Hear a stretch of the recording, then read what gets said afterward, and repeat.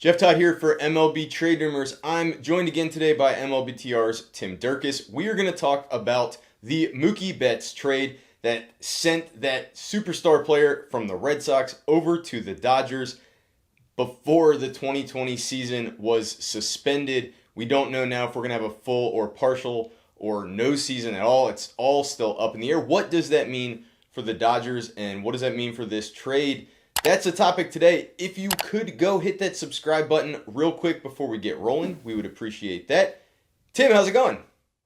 Great, Jeff. How you doing? Hanging in there.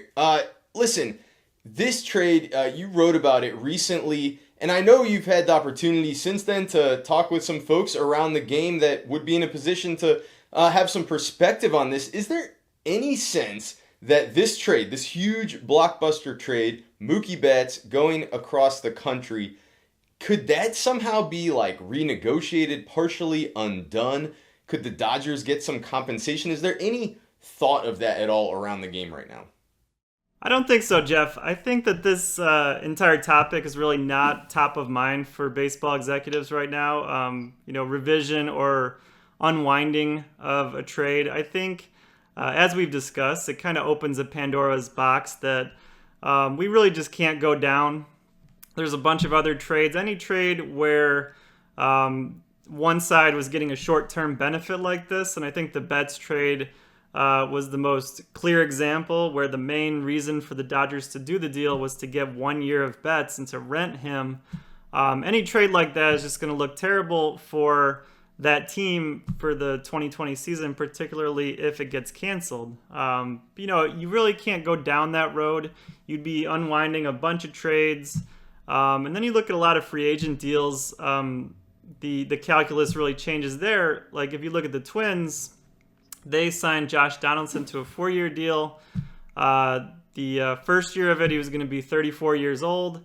And now they're looking at a scenario where if the season is canceled, they essentially signed him as a 35-year-old to a 3-year, $71 million deal. And I think that the Twins maybe wouldn't make that deal if given the chance. So it's just too difficult to go down that path. One question I wanted to ask you, though, maybe you can't pick and choose like that, but is there any validity to the idea of undoing all the trades from the winter? Wow. Yeah, I don't even know how you go about that. I mean, certainly we've got guys that have been in camp. I'm sure there have been a few little injuries here and there, changes in evaluations of players that have occurred. They're already on the payrolls of new teams, things of that nature. And then, of course, you'd have, we traded for this guy in mid-December, and that led us to go ahead and trade this other guy or sign this other guy or not sign that guy. It seems like once you start to pull on that thread, the whole sweater would come undone. And, I really, have a tough time. I think the examples you gave are all good ones. And you can see how big of an impact this has. You keep looking back. You've got guys like Madison Bumgarner, whose deal was backloaded. Well, so that first cheaper season for the Diamondbacks, that goes away. You look at like the Trevor Bauer trade last year. The Reds did that mostly to get him for the 2020 season. That's not happening, or it's only happening as a partial season. So, yeah, huge impact. If the Dodgers were to seek some kind of special treatment, I think that would have to be the response of the Red Sox, certainly, but Commissioner Rob Manfred would be, where would any of this even end? It just doesn't seem workable, even if you thought that was fair. Tim, this deal is not necessarily a totally typical offseason deal. Obviously, we see a lot of trades of this kind, but someone like Starling Marte, he's traded, he comes with multiple years of control. Or sometimes we'll see trades that are more multiple players for multiple players, like the Padres and the Brewers had a trade that had, a couple of different guys with different years of control. You might have one side lose a little more than another.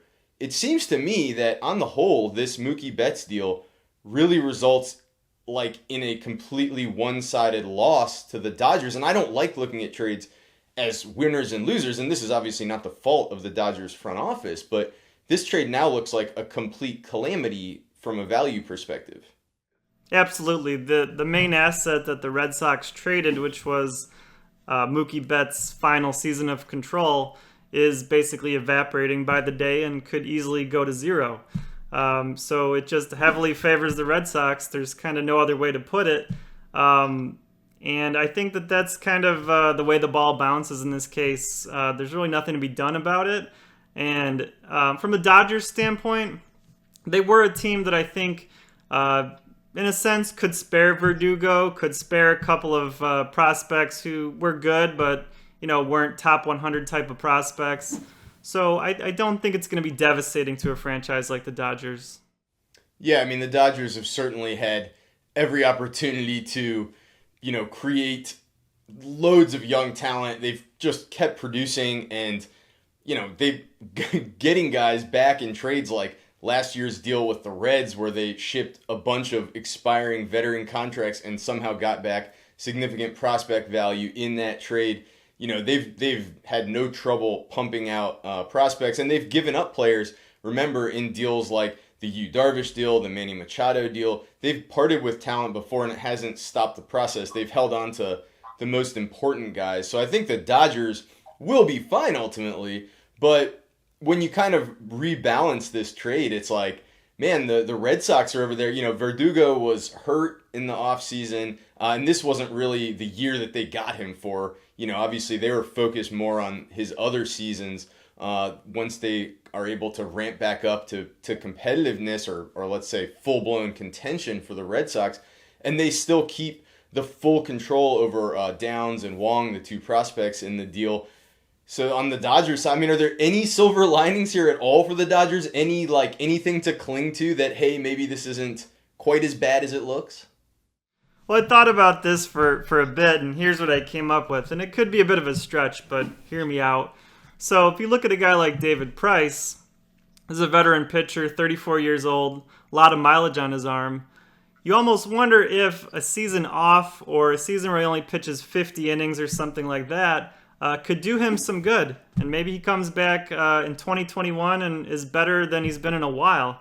And while I don't really have a ton of kind of evidence to support this, I do think if you're a mid-30s pitcher like Price or Corey Kluber, a year off is only going to be beneficial to your arm. The closest thing I could think of would be Alex Rodriguez's suspension from 2014. When he came back in 15, he was better than he'd been in years. And, I do think it's because he was able to have a full year for his hip to recover. So, I think we might see some interesting veteran performances in 2021.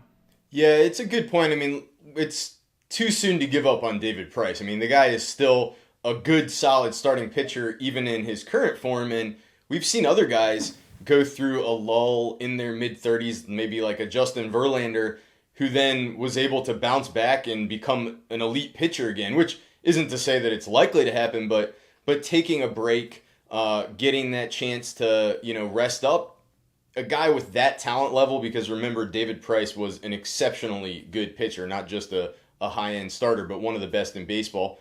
You never know. So 2 more seasons of control over Price. And, of course, the Dodgers don't have to pay him. In the meanwhile, of course, the Red Sox will also save their end of that. The Dodgers also don't have to pay Mookie Betts, at least this year. I guess my question then is there one other possible silver lining here for the Dodgers? Which, if they acquired Mookie Betts thinking we're going to have him for this 1 year, but there's also at least some value in getting this guy for a year, getting to know him when it comes to free agency, we're now going to be entering a free agent period unlike any other. We still have no idea what free agency is going to look like from a rules perspective, from an economic perspective. We have no idea sitting here today. So do you think maybe there's a possibility, maybe even a more than just a possibility, that the Dodgers are now in a great position to work out a long-term deal with Mookie Betts? I do. I think in general, even though it's intangible, that the incumbent team can have the inside track on a player. More so if he actually plays meaningful games and kind of bonds to the city a little bit. I'm thinking, Matt Holliday with the Cardinals or something like that. But I do think the Dodgers are in a good position to sign Mookie. like you said, he's at least in the organization. They're going to make him a qualifying offer, I would assume. So they are definitely one of the top picks to sign him.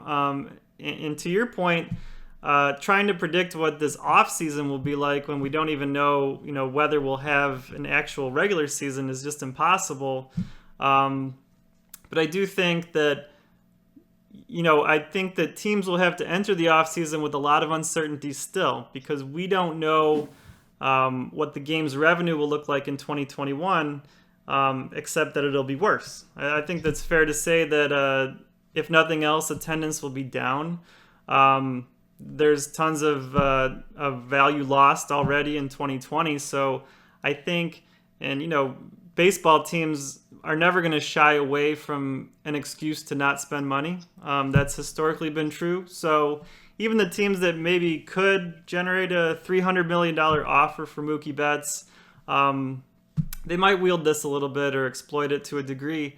And so I think that the free agent market is going to be down. I think we could just draw that general conclusion. Yeah, that seems like an inescapable result of all of this. And, as I said, and as you're indicating, we're going to have lots more development between now and then before we have any realistic idea of what that's actually going to look like. The Dodgers did finally get their TV rights issue sorted out, at least most of it, so that might help a little bit at least. The Dodgers are one of the biggest spending teams, probably helps them out when it comes to dealing with this financial situation. So we'll see. Tim, any more thoughts on Mookie Betts, or have we covered it enough for today? I think we've covered it. Yeah, I don't have anything else. So, well, then we'll let you go. We'll let everybody else get back to it. Thanks for tuning in. Like the video, comment on the video down below, and please do subscribe if you haven't already. Thanks for being with us.